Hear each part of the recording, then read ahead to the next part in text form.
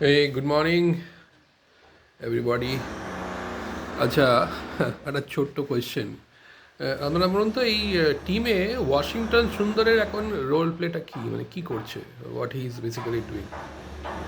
ওকে তো বলা হয়েছিল, মানে গৌতম গম্ভীর বলেছিলেন আমাদের শ্রদ্ধেয় কোচ যে ও নাকি রবিচন্দ্রন অশ্বিনের একদম পারফেক্ট রিপ্লেসমেন্ট।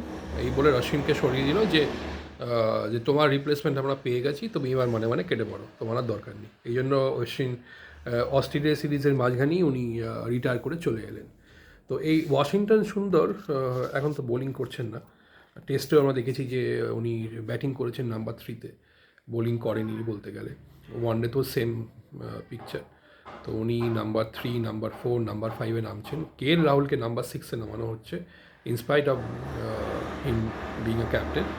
এবং ওয়াশিংটন সুন্দর নামছেন, বেশ কয়েকটা বল খেলছেন, নষ্ট করছেন, বাড়ি চলে যাচ্ছেন। তো মানে গৌতম গম্ভীর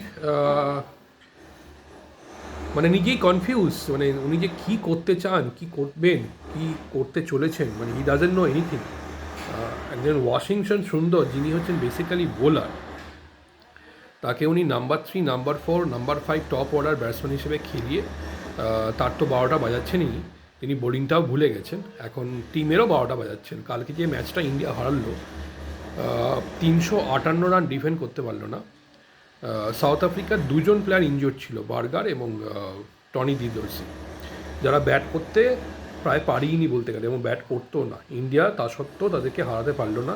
এবং বার্গার 6 ওভার বোলিং করার পর আর বোলিং করেনি, বা 4 ওভার বোলিং করার পরে সামথিং। মার্ক্রাম বোলিং করেছে, সেখানেও ইন্ডিয়া 400 রান তুলতে পারলো না এবং ম্যাচটা হারলো। এবং এর জন্য মেনলি এবং বলতে গেলে একেবারে সর্বতভাবে দায়ী কিন্তু গৌতম গম্ভীর।